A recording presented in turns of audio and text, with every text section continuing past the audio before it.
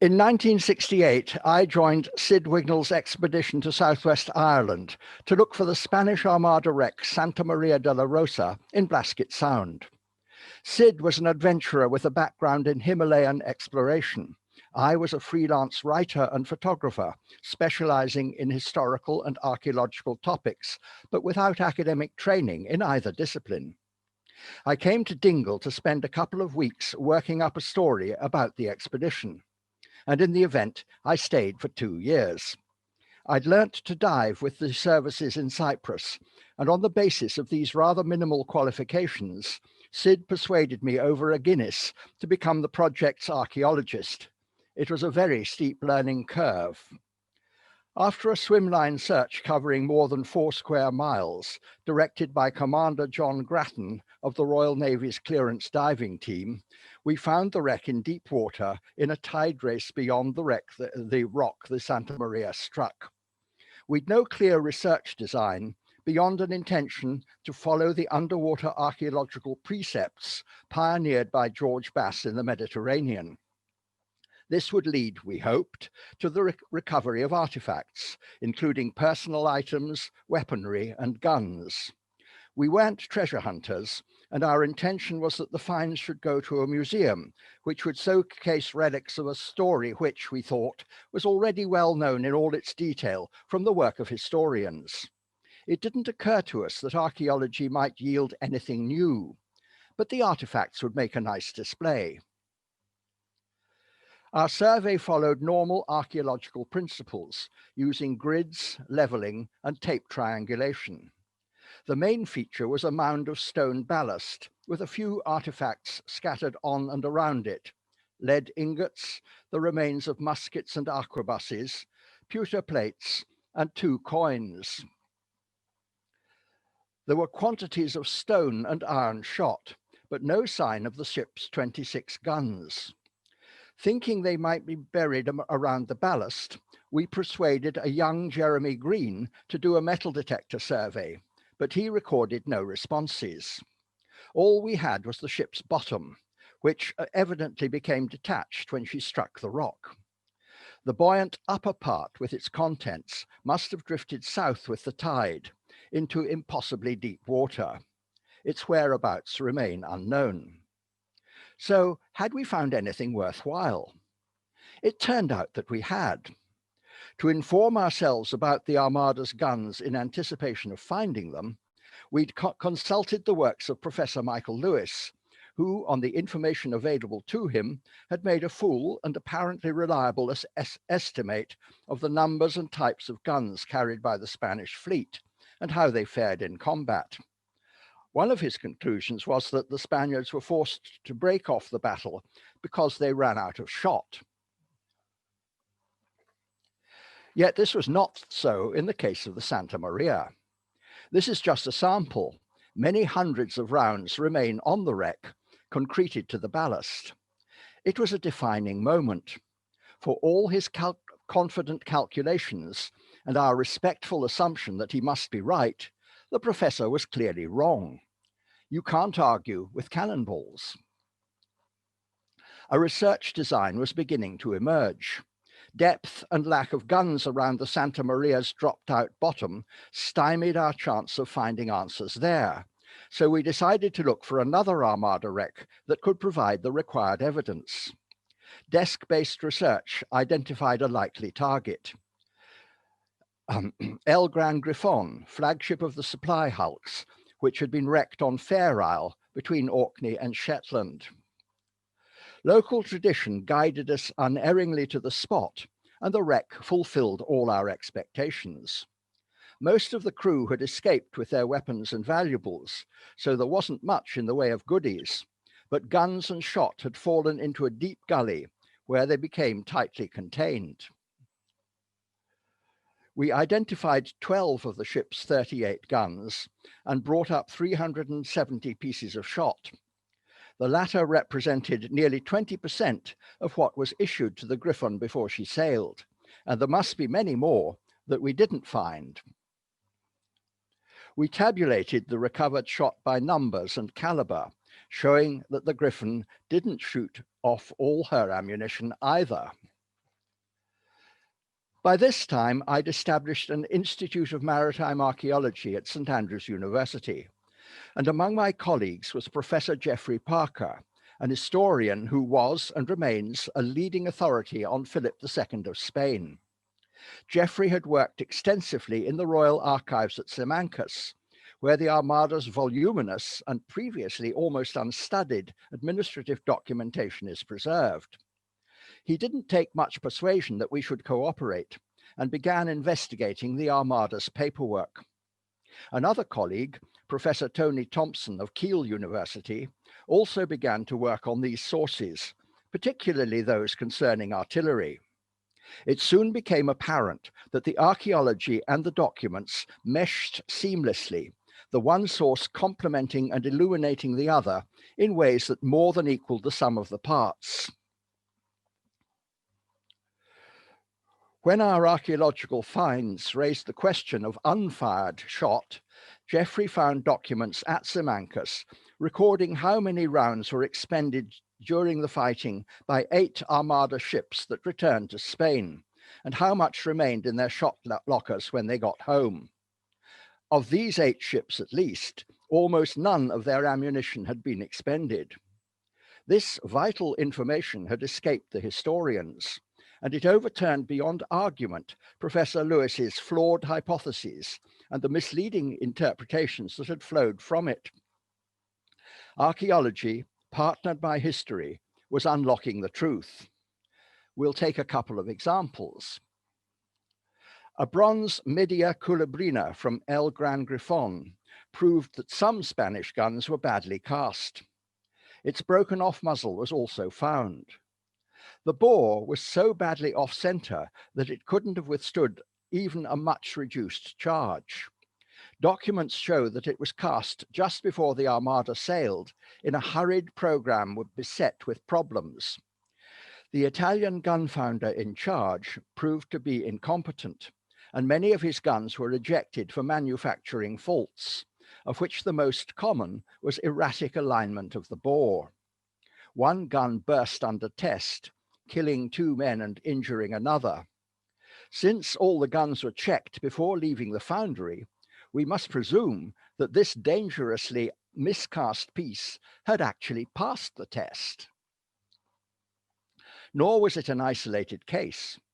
An Italian Seca from the Juliana, recovered off Stregia Strand in northwest Ireland in 1985, had suffered an explosive blowout close to the muzzle.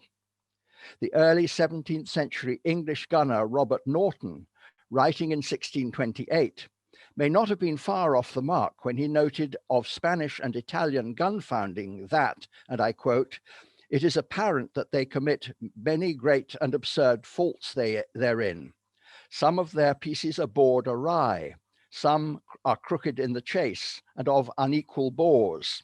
Some and a great many are come forth of the furnace spongy, or full of honeycombs and flaws. Such guns will either break, split, or blowingly spring their metals, and besides the mischief that they do, they will be utterly unserviceable ever after."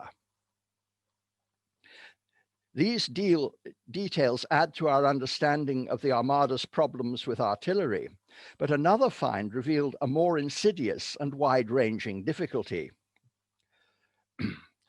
which had also escaped the historians. This calibrated wooden rule comes from the wreck of La Trinidad Valenciera, a big Armada ship lost off Donegal. It's a simple device intended to relate the diameter of a gun's bore to the weight of shot appropriate to it. Progressive scales are marked on either side, one calibrated for iron projectiles and the other for lead. By assuming constant specific masses for these materials, calculations can be applied which, if the instrument is correctly scaled, should reveal the value of the weight unit involved and its consistency across the range of shot sizes given. The 14 shot diameters on the side calibrated for iron, listing balls weighing from 1 to 120 pounds, resolve into unitary values ranging from 241 to 367 grams, a variation far too great to allow any particular weight standard to be identified. Clearly, the calibrations have no basis in rational mathematics. Calculations for the lead graduated scale reveal an even greater misconception on the part of the instrument maker, who evidently worked on the false assumption that the relative mass of lead to iron can be expressed in the same linear proportions. The resultant units resolve into patently spurious values of between 82 and 131 grams. At the level of an individual gunner aboard a particular ship, these errors would not of themselves necessarily have been misleading. Gunners' rules were complemented by annular wooden gauges, of which these three were recovered in association with the Trinidad Valenciera scale. They accurately match the rule's graduations of 1, 12, and 16.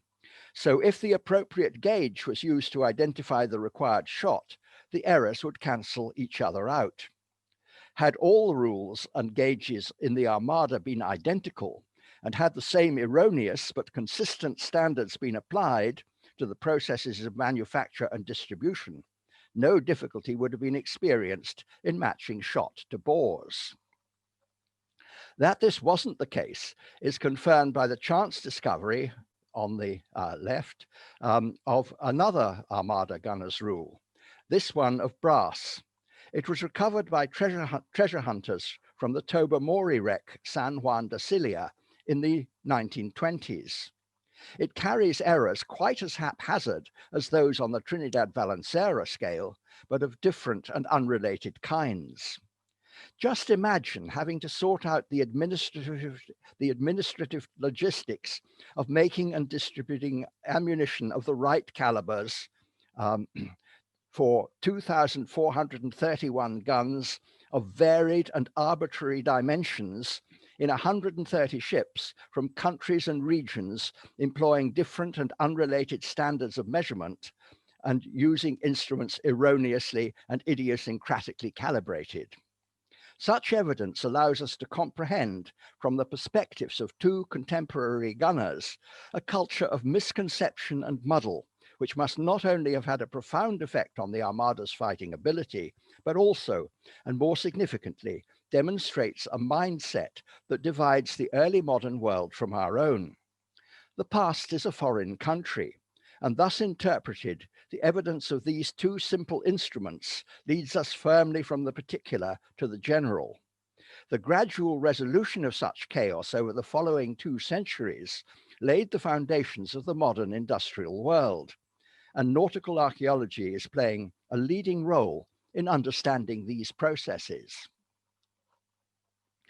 An aspect of shipwreck archaeology not always appreciated by our terrestrial colleagues is the comprehensive nature of most artifact assemblages.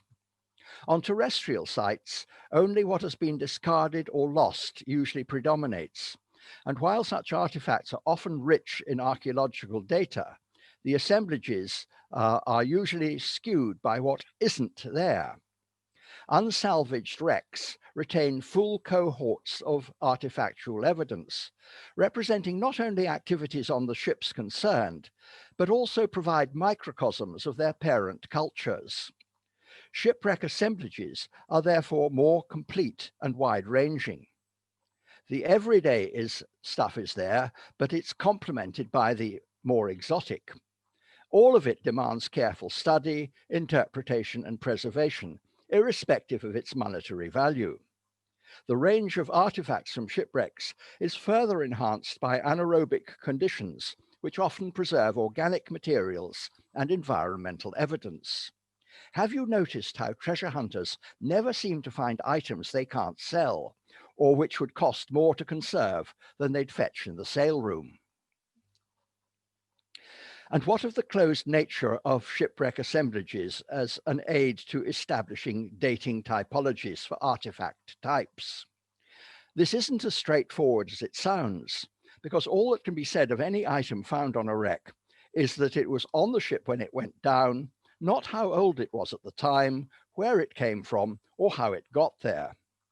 But observing the stratigraphy and context, as in any archaeological situation, can help to resolve such issues. The bulk of pottery recovered from the Duart Point wreck which went down in 1653, came from contexts indicating contemporary use on board, so the dating was pretty secure. It could thus help to test and refine typological sequences for a range of English and Dutch wares. However, a small group from a well-defined context on the same wreck contained quite different wares, with characteristics that indicate other origins and considerably earlier dates than the main assemblage. Sherds from this intrusive group, unlike the largely intact and unabraded forms noted elsewhere, were all fragmentary and eroded. The context and stratigraphy explain why. Spread over the bottom of the hull in the midships section was a layer of clay, with channels running along the bilges. This layer was sealed by loose shingle, which served as ballast, and bedding for casks stacked in the hold.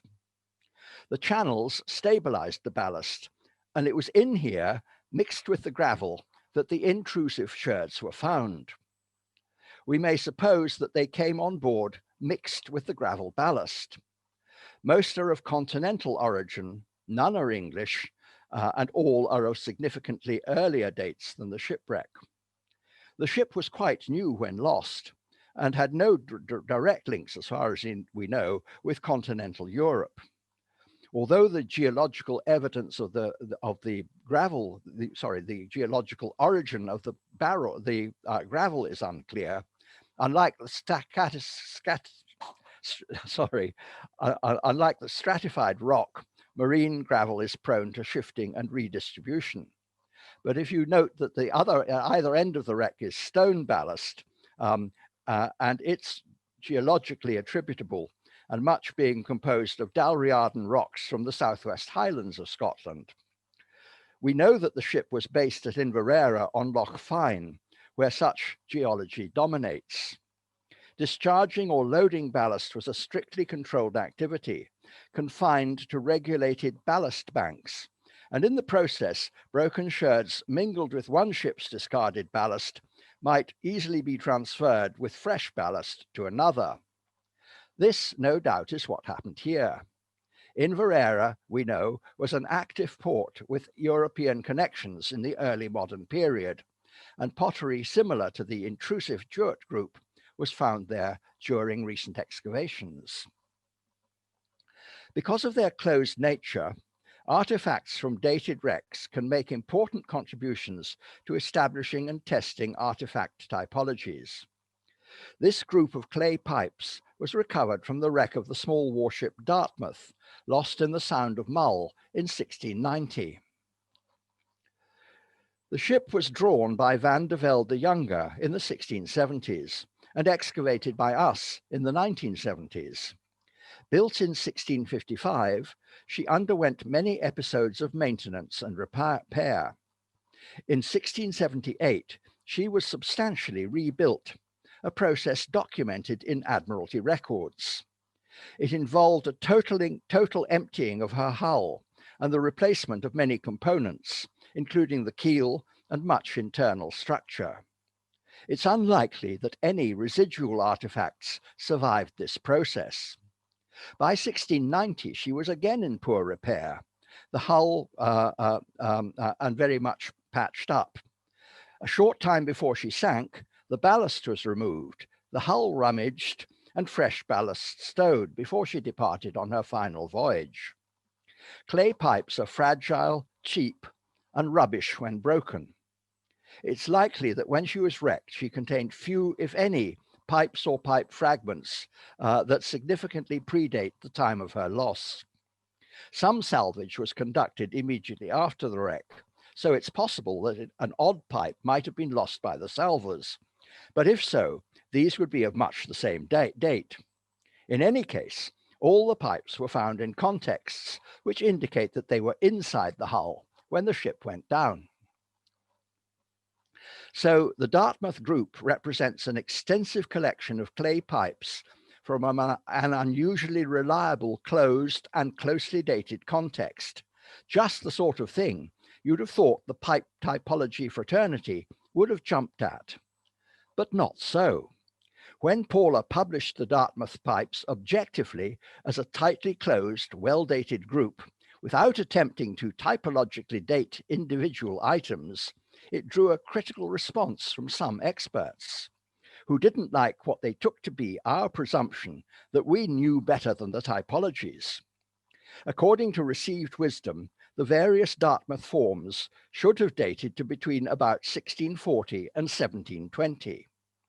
The supposedly older ones, they implied, must therefore come from an underlying earlier wreck that we somehow hadn't noticed, while the later group was dropped by casual visitors over the next 30 years.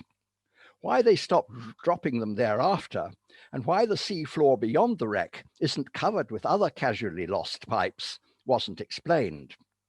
On firm archaeological evidence backed by history, the Dartmouth pipes were in contemporary use when lost, and in this instance at least, the typological sequences are misleading. We must critically examine how typologies are established, particularly for things like clay pipes and post-medieval ceramics. Much is based on circular argument. Suppose you find a sealed pit deposit which contains a pipe and a mint coin dated 1640. On the basis of its condition, the coin is judged to be almost new. So because of its contextual association, the pipe acquires a date between 1640 and 1690, sorry, 1640 and 1650, which then defines a supposedly fixed point in a typological sequence. But what if the coin had lain in a piggy bank for 50 years and arrived in the pit in 1690, not in 1640? The pipe thus acquires an erroneous place in a typological sequence, creating a virus of error that multiplies as it spreads. And we all know how infectious viruses can be. There's another aspect to consider. Because of their perceived authority and ease of use, chronological typologies tend to become widely accepted and often assumed to follow logical progressions of development, usually defined by slow incremental changes in shape. Understandably, perhaps, the people who painstakingly construct and publish typologies, especially once they become well established, become inclined, however subconsciously, to dismiss any evidence that doesn't fit. But although archaeological typology is often compared to biological evolution, artifacts don't necessarily evolve through slow sequences of beneficial change. Things made by people are the outcomes of human agency, and while chronological progressions may be logical and incremental, they can also be as irrational, idiosyncratic, revolutionary, or just plain personal as their human creators. There's no reason why someone shouldn't, on a whim, create a pipe form quite unlike any that has ever gone before. And then there's the question of overlap. An early form may remain unchanged over a long period, perhaps catering for traditionally minded smokers. Indeed, the molds in which pipes were made often had long lives, spanning generations. But new forms can be introduced at any time and run parallel with the older ones. The important things to establish are when a form first appears and when it drops out of circulation. What the Dartmouth group shows is that spans of form and internal overlaps can be complex and intermixed and can cover wide periods. This may not be comforting to typological theorists, but the recognition of the difficulty is honest progress. So closed assemblages from shipwrecks, properly assessed and integrated with comparative studies, present opportunities for critically testing typologies. As nautical archaeologists, we should interrogate our tightly dated artifact groups more closely and project them into the mainstream discipline. Likewise, our land-based colleagues should grasp the potential of nautical archaeology for advancing research of mutual interest. Sadly, at the moment, there's too little cooperation and interaction between terrestrials and nauticals, for which both suffer and for which each of us must share an element of blame. The context of a closely dated shipwreck may also yield information about how an artifact was made and when changes occur, not only in its form, but in the manufacturing processes. These pewter vessels are tappet hens, a type of Scottish liquid measure current during the 17th and 18th centuries. Almost no early examples of the type have survived in terrestrial contexts because pewter is easily damaged and readily recycled. But these were preserved by being aboard the Jewett Point shipwreck, and so predate 1653, making them the earliest known examples of their kind. When the Scottish Pewter Authority, Dr. Peter Davies, examined them, he found that the technique by which they'd been made differed from the one used later and was previously unknown to modern researchers. Later examples were cast in 3 cylindrical sections, soldered together one on top of the other. A separately cast base, hinged lid, and handle were then added. Our tappet hens, on the other hand, had been cast in paired longitudinal halves, and then the base was added. A round opening in the base allowed the joined castings to be mounted on a lathe for external trimming and burnishing, as shown in this 16th century German woodcut. These details show, the details on the right show evidence for the process. At top center, you can see the line of the interior join between the 2 halves. It's not visible on the exterior because that has been turned smooth. The detail at top right also shows the vertical join and the fabric impression of a cloth pad pressed on when the handle was soldered to the body. At bottom right are exterior and interior views of the circular plug which filled the hole in the base. Its interior face bears the mark of the Edinburgh Hammermen's Guild and the initials of Robert Somerville, who was admitted to the fraternity in 1633. This unexpected discovery has significantly advanced our knowledge of early Scottish pewter manufacture, and it's now published in Peter Davies's recent definitive study. I was able to add a personal snippet of information. On the basis of one of the tappet hens is a crudely scratched mark, which Peter thought was a doodle. But a chance association enabled me to recognize it at once. I have a Mackenzie ancestry and possess family pieces of silver marked with the clan crest. In heraldic terms, it's a, quote, mountain inflamed proper, representing the networks of Highland lookouts and signal beacons that enabled enemy galleys to be tracked and intercepted. And we know that the Jewett ship had come to punish the rebellious Mackenzies and seize their castles, including this chocolate box type one at Eilean Donan. The tappet hens were no doubt loose loot from this incursion, so my chance identification of the crest, which was pure serendipity, now gives the find additional significance as a contribution to the archaeology of predation.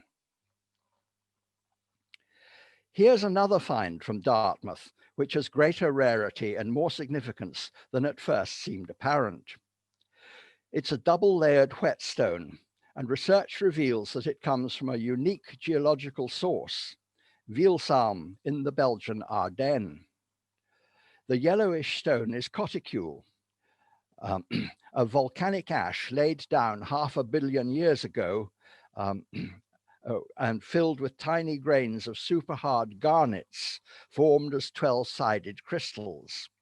These present obtuse faces which ensure that they sharpen blades quickly and extremely finely, leaving no burr on the edge.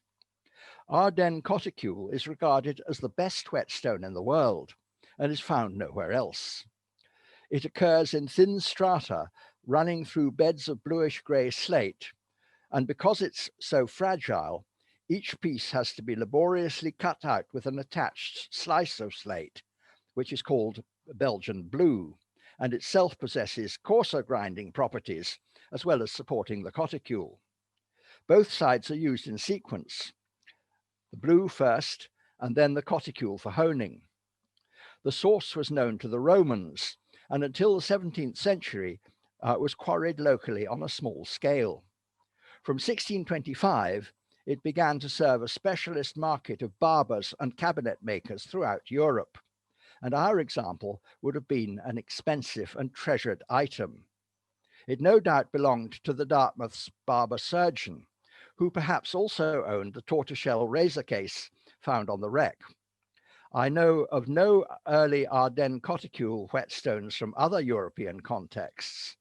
The industry declined in the 18th century, but restarted in the 19th and prospered during the first half of the last century. After further abandonment, it's again flourishing, and serious shavers and craftspeople can still buy a genuine coticule bluestone backed stone, just like the Dartmouth one, but it'll cost you. Forgive me for finishing with yet another gun, but they've been a constant feature of post-medieval wrecks and have dominated nautical archaeology in British and Irish waters during the past 6 decades. I could say much more about Armada guns, but I'll sign off with a small and apparently insignificant iron piece recovered from the Jewett wreck. It was buried among debris from the collapsed stern and appeared to be in excellent condition. It was raised and brought to the National Museum of Scotland's Conservation Lab in Edinburgh, where a thin crust of concretion was removed before the piece underwent conservation.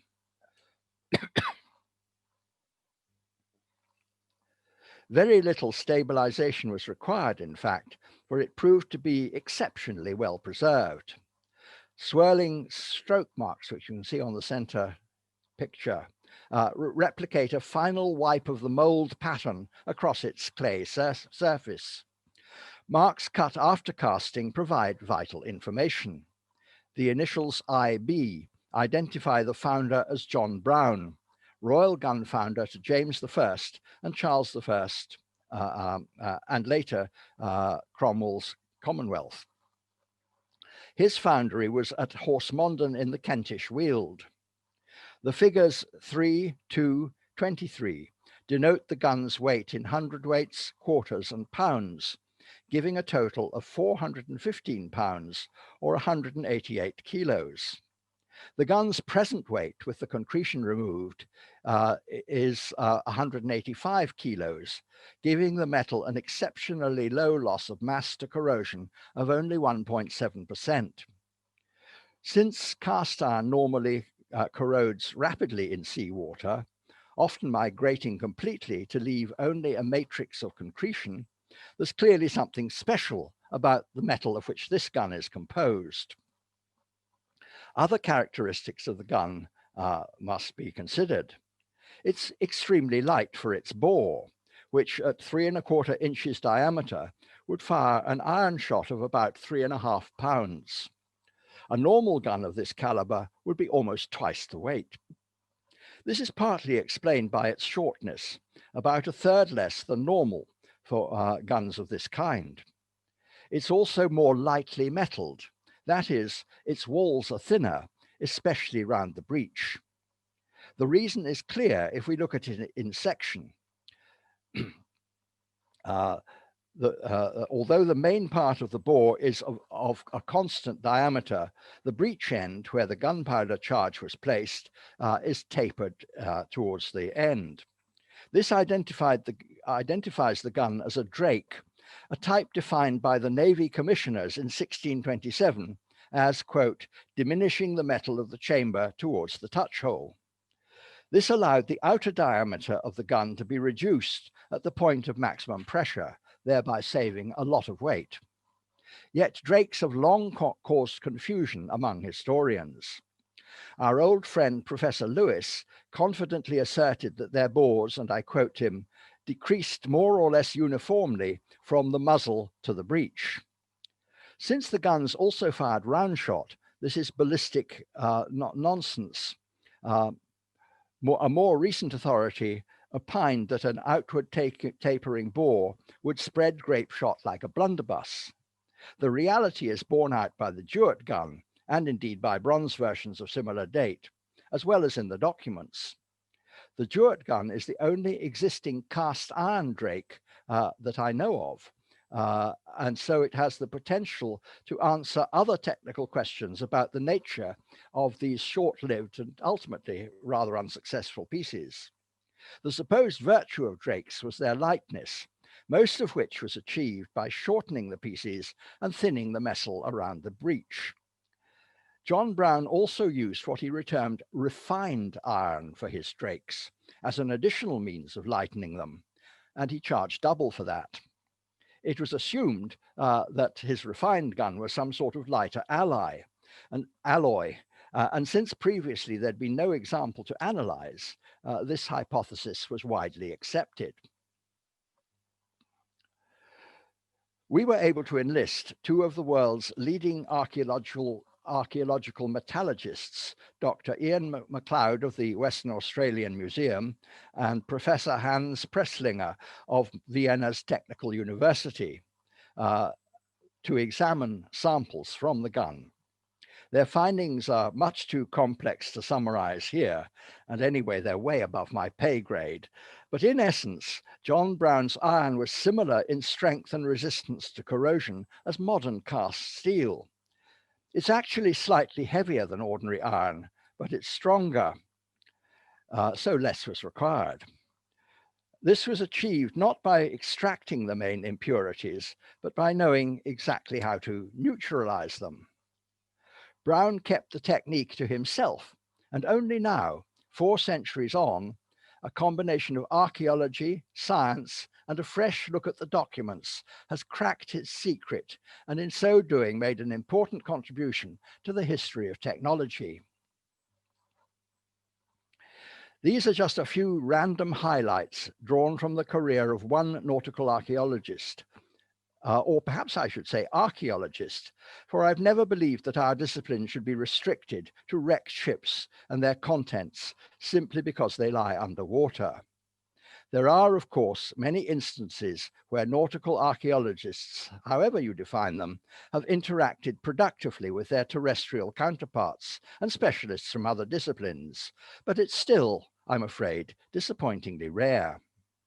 It's invidious to apportion blame, but the remedy surely lies in fuller interdisciplinary, oh dear, I'm having trouble with my teeth, fully interdisciplinary collaboration, irrespective of our specializations and the environments we work in, as we indicate here with our revered president on one side of the equation.